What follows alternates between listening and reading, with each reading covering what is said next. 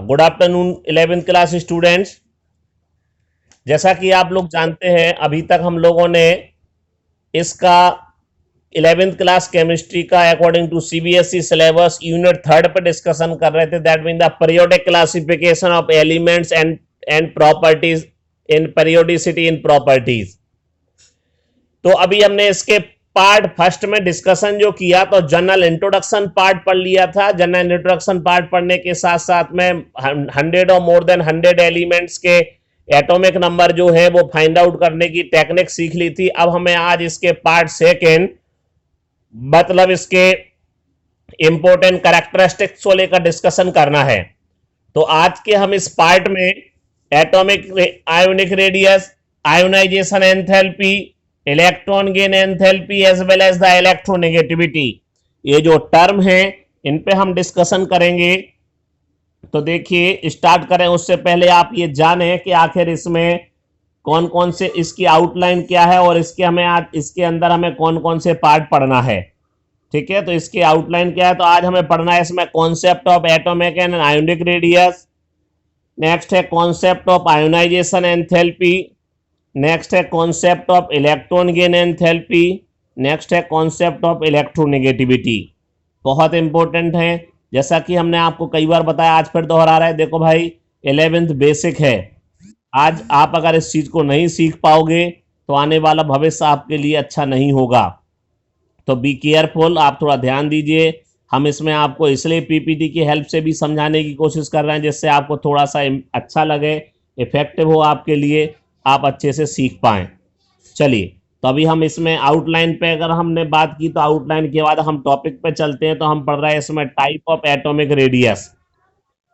तो जो atomic radius होती है, वो जो एटॉमिक रेडियस है एक्चुअल में 3 तरीके की होती है: covalent radius, metallic radius and van der Waals radius. थोड़ा ध्यान देना, बहुत इंपॉर्टेंट टर्म है। ठीक है, तो इस तरीके से जैसा हमने आपसे कहा कि इसमें आप अभी कोवेलेंट रेडियस, मेटालिक रेडियस और वॉन्डर वाल्स रेडियस पर डिस्कशन करोगे। तो अभी हम आपको थोड़ा सा शॉर्ट में बताएंगे। तो शॉर्ट में बताएंगे अगर हम इसमें शॉर्ट में आपसे डिस्कशन करें तो देखिए, हम अभी पहले अपनी भाषा में अगर इसको समझाते तो कोवेलेंट रेडियस क्या है, वॉन्डर वाल्स रेडियस क्या है और मेटालिक रेडियस क्या है।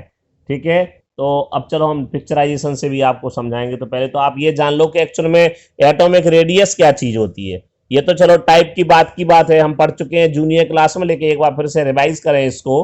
तो क्या लिखा हुआ है एक्चुअल में हमारे इसमें? Distance of the outermost shell from the nucleus is atomic radii. कि किसी भी एटम के जो एटॉमिक ऑर्बिटल्स हैं उसके न्यूक्लियस के सेंटर से लेके आउटर मोस्ट सेल तक की डिस्टेंस, उसको बोलते हैं हम लोग उसकी क्या? Atomic radii. एक बार फिर सुने क्या लिखा है?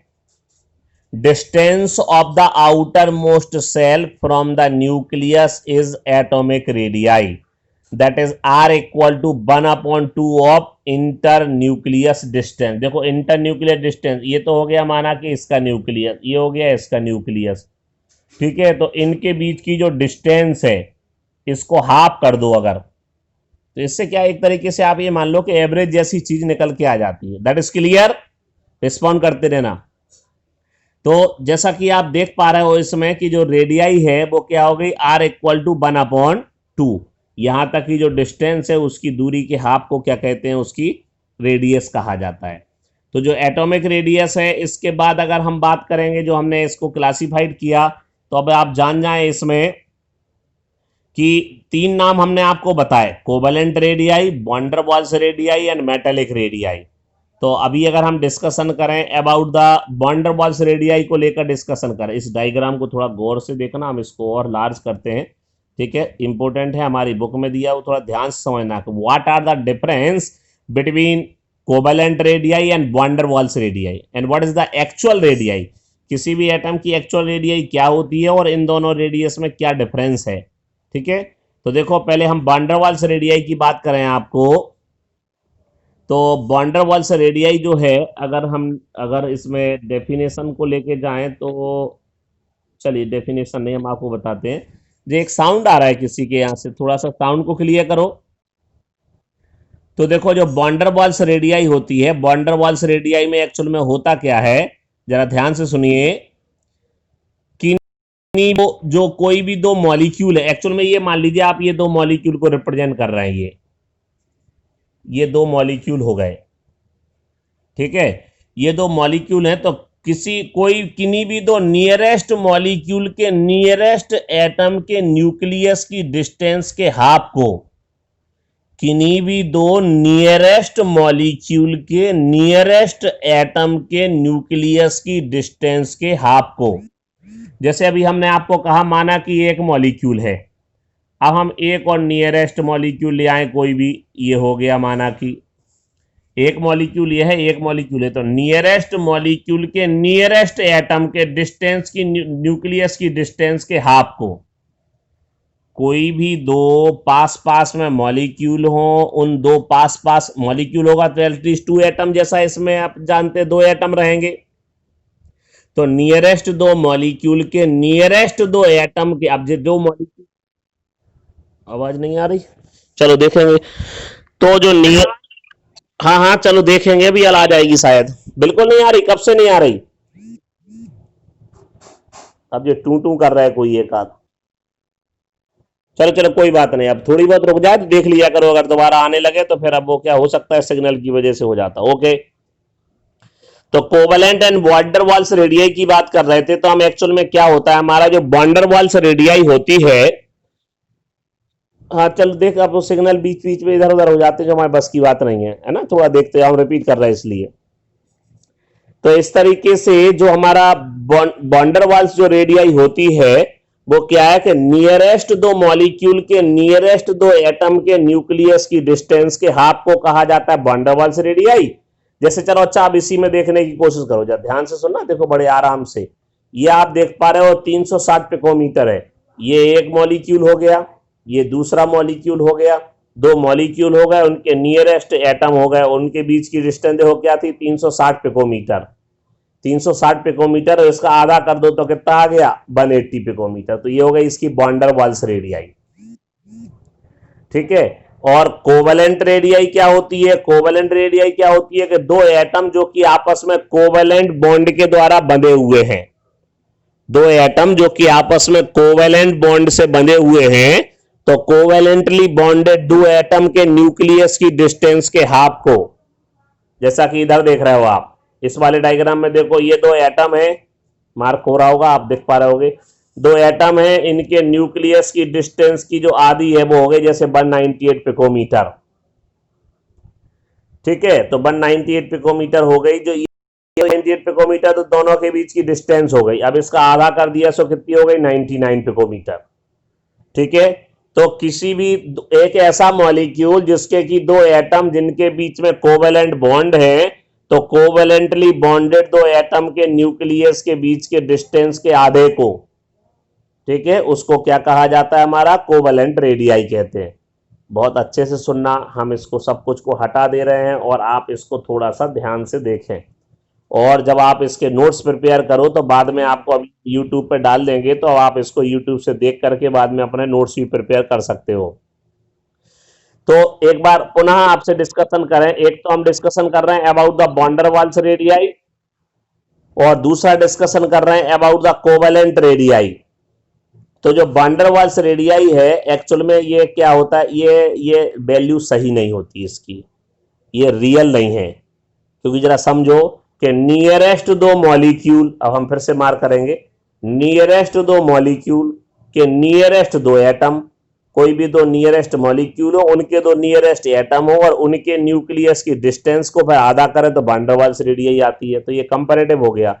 लेकिन कोवेलेंट में क्या होता है, ये देख पा रहे हो आप, ये कोवेलेंट है, तो कोवेलेंट में देख पा रहे होगे कि दो एटम जिनके बीच में कोवेलेंट बॉन्ड है, तो कोवेलेंटली बॉन्डेड एटम के न्यूक्लियस की डिस्टेंस, ये हो गई डिस्टेंस इनकी कितनी हो गई, 198 पिकोमीटर, और इसके हाफ दैट मीन 99 पिकोमीटर को क्या कहा जाता है, कोवेलेंट रेडियस कहा जाता है। अब जरा आप इसको गौर से देखना, जरा क्या लिखा है, देखो जो रेडियाई है ये एक्चुअल में एवरेज है, देखो ये लिखा हुआ है, अगर ये एवरेज फॉर्म में आती है, इसकी जो रेडियाई है वो ये एवरेज फॉर्म में आती है, तो अभी आप इसी केस में अगर आप देखोगे तो कोवेलेंट रेडियाई आ रही 99 और वैन डर वाल्स रेडियाई आ रही 180।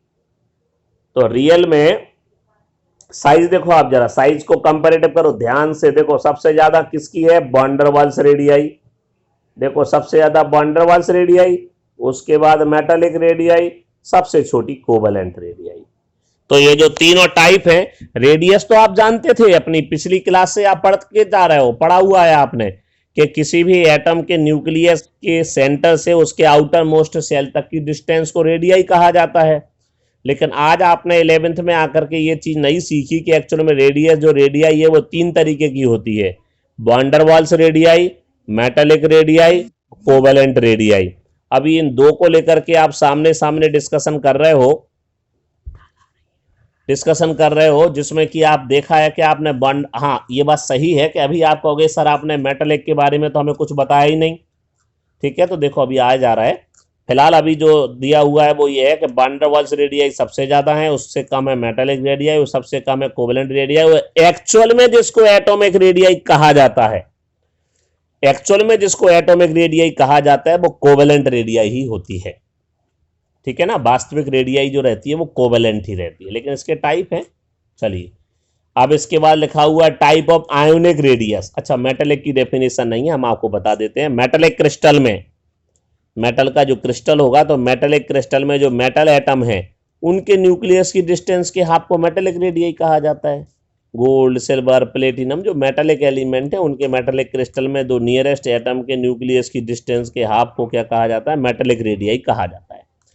फिलहाल अभी हम डिस्कशन करने जा रहे हैं about the types of ionic radii. तो आयोनिक रेडियाई, चूंकि आयन दो तरीके के होते हैं, कैटायन और एनायन, इसलिए उनकी जो रेडियाई है वो भी दो तरीके की होती है, कैटायनिक रेडियस और एनायनिक रेडियस। ठीक है, अभी अभी इस पर डिस्कशन किया जाएगा। एक्चुअल में हम आपको यही बताएं। अच्छा, कैटायन क्या होते हैं? नो डाउट आप जानते हो कैटायन क्या हो, those carry the positive charge. ठीक है, जिस पे पॉजिटिव चार्ज हो वो क्या होगा, कैटायन है, और जिस पे नेगेटिव चार्ज हो वो क्या होगा, एनायन है। अब हमें कंपेयर करना है कि जो कैटायन है, ठीक है, आपको क्लियर सुनाई दे रहा है ना, सब कुछ बढ़िया से दिख रहा है? हाँ, जो कैटायन है तो कैटायन जो होता है जिसपे कि पॉजिटिव चार्ज कैरी होगा, और जो एनायन है उस पर नेगेटिव चार्ज कैरी होगा। अब हमें ये कंपेयर करना है कि जो कैटायन है उसकी जो रेडियाई है वो अपने पेरेंट एटम से छोटी होगी या बड़ी, इसी तरीके से जो एनायन है उसकी जो रेडियाई है वो अपने पेरेंट एटम से छोटी होगी या बड़ी।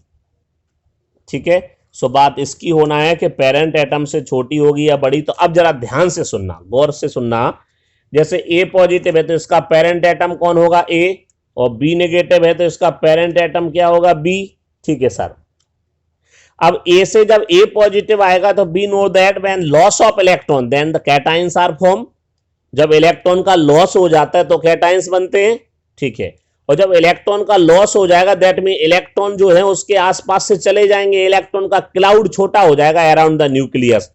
न्यूक्लियस के आसपास इलेक्ट्रॉन का बादल छोटा हो जाएगा, और जब इलेक्ट्रॉन क्लाउड छोटा हो जाएगा तो न्यूक्लियस से उसकी डिस्टेंस भी कम हो जाएगी। Hence the cation have the smaller radii as compare to its parent atom, but in case of anion we know that when an element receive one or more than one electrons, अगर कोई एक ऐसा atom element जो कि एक या एक से ज्यादा इलेक्ट्रॉन को रिसीव कर ले तो वो नेगेटिव आयन मतलब एनायन में कन्वर्ट हो जाएगा। और जब उसमें एक्स्ट्रा इलेक्ट्रॉन आ जाएंगे तो उसमें इलेक्ट्रॉन का क्लाउड क्या हो जाएगा, बढ़ जाएगा, फैल जाएगा, नंबर ऑफ इलेक्ट्रॉन ज्यादा होंगे तो इलेक्ट्रॉन का क्लाउड फैल जाएगा, और क्लाउड फैल जाएगा। Hence the distance between the centre of nuclei to outermost electron clouds are large as compare to its parent atom. Hence the anions have the larger size as compare to its parent atom, but the cation have the smaller radii as compare to its parent atom. Clear है, होना चाहिए। चलिए बात करेंगे comparison between cation and anion. तो चलो ये compare को करने की बात कर रहे हैं, तो हम आपको बता चुके क्या लिखा है, positive ion that mean cation, positive ion that mean cation. क्या लिखा है, the positive ion of cation is smaller than the corresponding atom, corresponding जिसको हम पेरेंट एटम कह रहे थे। तो जो पॉजिटिव आयन है, जो कैटायन है, वो स्मॉलर होता है करस्पॉन्डिंग एटम के, और जो नेगेटिव आयन है, जो एनायन है, वो बिगर होता है देन द करस्पॉन्डिंग एटम के। तो जो करस्पॉन्डिंग एटम है उसके कंपैरेटिव वो साइज में एनायन जो होता है वो बिगर साइज का होता है, जो कैटायन है वो स्मॉलर साइज का होता है। अभी हमने आपको पूरा बात को समझाया ठीक से। चलिए अब इसको अगर हम एक्सप्लेन कर रहे हैं, तो कितने बढ़िया तरीके से इसको एक्सप्लेन किया जाएगा आपके सामने, कि जो कैटायंस हैं, जैसा कि आप देख पा रहे हो इसमें कैटायंस क्या लिखा हुआ है, cations has fewer electrons while it's nuclear charge remain the same. Cation जो हैं उनके पास कुछ इलेक्ट्रॉन्स कम हो जाते हैं, लेकिन न्यूक्लियर चार्ज तो सेम रहता है, क्योंकि जब इलेक्ट्रॉन जाते हैं तो न्यूक्लियस में से प्रोटॉन न्यूट्रॉन कहीं नहीं जाते, सिर्फ इलेक्ट्रॉन जा रहे हैं। तो क्या होगा इन इन एनाइन द, अब एनाइन में क्या होगा, एनाइन में क्या होगा, द एडिशन ऑफ वन और मोर electrons would result in increase repulsion among the electrons and decrease in effective nuclear charge.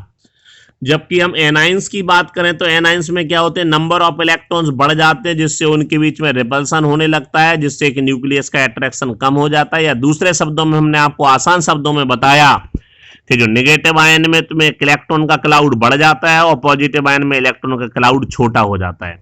उसी को इस दूसरे अंदाजे में बता रहे कि कैटायन की जो साइज है वो पेरेंट एटम से छोटी क्यों हो जाती है, क्योंकि इसने कहा कि इसके पास इलेक्ट्रॉन्स कम हो जाते हैं और न्यूक्लियर चार्ज तो ज्यादा रहता ही है, क्योंकि वो तो कम होगा नहीं।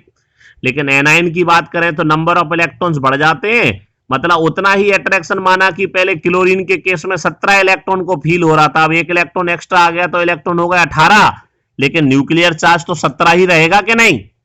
तो न्यूक्लियर चार्ज तो सेम रहेगा, लेकिन नंबर ऑफ इलेक्ट्रॉन्स बढ़ने से, वहां पर इलेक्ट्रॉन्स बढ़ जाने से दो बातें हो गई, एक तो रिपल्सन, इलेक्ट्रॉनिक रिपल्सन बढ़ गया due to the increase the number of electron, और दूसरा पहले 17 इलेक्ट्रॉन पे 17 पॉजिटिव का अट्रैक्शन था न्यूक्लियस का, लेकिन अब एक इलेक्ट्रॉन बढ़ने से 18 इलेक्ट्रॉन होंगे और न्यूक्लियर चार्ज 17 ही है, तो इसलिए रिलेटिव रेशियो क्या होगा, कम हो जाएगा। ठीक है, तो जैसा कि आप एग्जाम्पल से देख रहे हो कि जो फ्लोराइड आयन है उसकी जो एटॉमिक आयोनिक रेडियाई है 136 पिकोमीटर है, और जबकि फ्लोरीन की रेडियाई क्या होती है, केवल 64 होती है। तो क्लियर हो गया कि anion have the larger size compare to its parent atom. Similarly positive ion cation की बात करो, सोडियम है उसकी रेडियाई 186 पिकोमीटर होती है, लेकिन Na पॉजिटिव की जो रेडियाई है वो 95 पिकोमीटर रह गई केवल। इसका मतलब ये है कि जो पॉजिटिव आयन्स हैं, जो पॉजिटिव आयन है उनकी साइज क्या हो जाती है, हमारी घट जाती है, कैटायन की साइज घट जाती है। ठीक है, बात करेंगे आइसो इलेक्ट्रॉनिक स्पीसीज क्या होती है सर। ये आइसो इलेक्ट्रॉनिक स्पीसीज क्या चीज है ये सर, तो जैसा कि नाम से क्लियर हो रहा है, iso electronic that mean atoms and ions which have the same number of electrons. जे ऐसे एटम या आयन जिनके पास नंबर ऑफ इलेक्ट्रॉन सिमिलर होते हैं उनको आइसो इलेक्ट्रॉनिक कहा जाता है। जैसे कहते हैं आइसोटोप्स जिनके एटॉमिक नंबर सेम हो, आइसोबार जिनका मास नंबर सेम हो, आइसो इलेक्ट्रॉनिक जिनमें नंबर ऑफ इलेक्ट्रॉन सेम हो, आइसो स्ट्रक्चरल जिनके स्ट्रक्चर सेम हो। ठीक है, तो इस तरीके से ये आइसो इलेक्ट्रॉनिक हैं, that mean those have the similar number of electron. Example आ गया आपके पास, एंड आप नोट्स बनाने के लिए इनकी हेल्प लेंगे, और अभी हम आप इसको यूट्यूब पर डाल देंगे, तो आप इसको पढ़िए और उससे बढ़िया से अपने नोट्स प्रिपेयर करिए। ठीक है, तो देखिए अभी हम जो इसमें बात कर रहे हैं, तो देखिए N tri negative, O di negative, Na positive, Mg di positive, Al tri positive are iso electronic ions. Among these N tri negative ion is the largest. जबकि एन ट्राई नेगेटिव जो है इनमें लार्जेस्ट साइज का है, क्योंकि उसमें number of electrons कितने आ गए, 3 आ गए। ठीक है, तो नंबर ऑफ इलेक्ट्रॉन्स 3 आ गए इसमें। तो जैसा आप आइसो इलेक्ट्रॉनिक क्यों है, अच्छा समझो जरा, नाइट्रोजन का एटॉमिक नंबर 7 होता है और ट्राई नेगेटिव मतलब 3 इलेक्ट्रॉन मिल गए इसको। ठीक है, 3 इलेक्ट्रॉन मिल गए और 7 होते हैं तो कितने हो गए, 10। ऑक्सीजन एटॉमिक नंबर 8 होता है, 2 नेगेटिव मतलब 2 मिल गए तो 10। सोडियम एटॉमिक नंबर 11 होता है, 1 चला गया तो 10। मैग्नीशियम एटॉमिक नंबर 12 होता है, 2 चले गए तो 10। एल्यूमिनियम एटॉमिक नंबर 13 होता है, 3 चले गए तो 10। ठीक है, तो ये सब क्या कहलाएंगे, आइसो इलेक्ट्रॉनिक आयंस कहलाएंगे। Among these N tri negative ion is the largest and L tri positive ion is the smallest. ठीक है, because the anion have the larger size as compare to its parent atom, है ना। तो smaller size हो जाती है cation की और लार्जर साइज हो जाती है एनायंस की।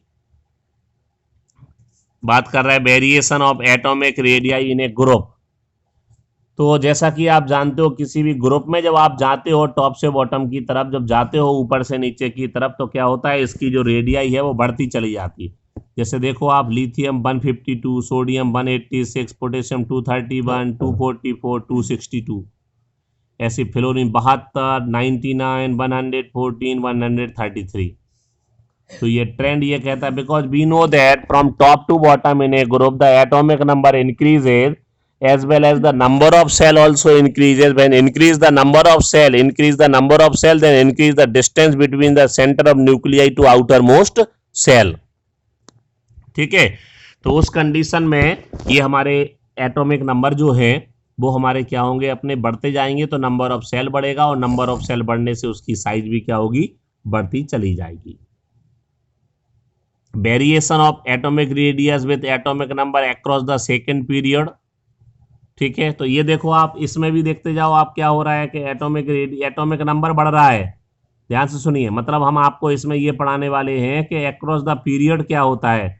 दैट मीन आप ग्रुप में तो आपने सीख लिया कि from top to bottom in a group the atomic radii increases, लेकिन पीरियड में क्या होता है, तो आप देखो जरा, पीरियड में एटॉमिक नंबर बढ़ने से रेडियाई क्या होती चली जा रही, छोटी होती चली जा रही। क्यों? क्योंकि नंबर ऑफ जो सेल होते हैं वो तो कांस्टेंट हो जाता है। आप लिथियम में 1s2 क्या होगा, दिमाग दौड़ाइएगा, 1s2 beryllium 1s2 boron 1s2 2p1, carbon 2p2, nitrogen 2p3, oxygen 2p4, fluorine 2p5 और नियोन 2p6। तो 2a2 पे रहेगा ना, नंबर ऑफ सेल तो कांस्टेंट है, लेकिन एटॉमिक नंबर बढ़ने से न्यूक्लियर चार्ज बढ़ेगा और न्यूक्लियर चार्ज बढ़ने से आउटर मोस्ट सेल के इलेक्ट्रॉन पे अट्रैक्शन बढ़ेगा और अट्रैक्शन बढ़ेगा तो साइज कैसी होती चली जाएगी, छोटी होती चली जाएगी। तो से क्लियर हुआ कि ग्रुप में जब टॉप से बॉटम पर आते हैं तो एटॉमिक नंबर बढ़ने से, नंबर ऑफ सेल बढ़ने से एटॉमिक रेडियाई बढ़ती है, लेकिन किसी पीरियड में जब हम लोग लेफ्ट टू राइट जाते हैं तो एटॉमिक नंबर तो 1 बाय 1 करके बढ़ता है, लेकिन जो नंबर ऑफ सेल है वो कांस्टेंट होते हैं, कांस्टेंट नंबर ऑफ सेल नहीं बढ़ते। लेकिन एटॉमिक नंबर बढ़ने से न्यूक्लियर चार्ज बढ़ेगा और न्यूक्लियर चार्ज बढ़ने से साइज कैसी होती चली जाएगी, छोटी होती चली जाएगी, कम होती चली जाएगी। ठीक है, तो इस तरीके से हमारा जो रेडियाई है वो ग्रुप में टॉप से बॉटम पर तो क्या होती है, बढ़ती जाती है, लेकिन अक्रॉस द पीरियड क्या होती चली जाती है, कम होती चली जाती है। तो अभी नेक्स्ट इसको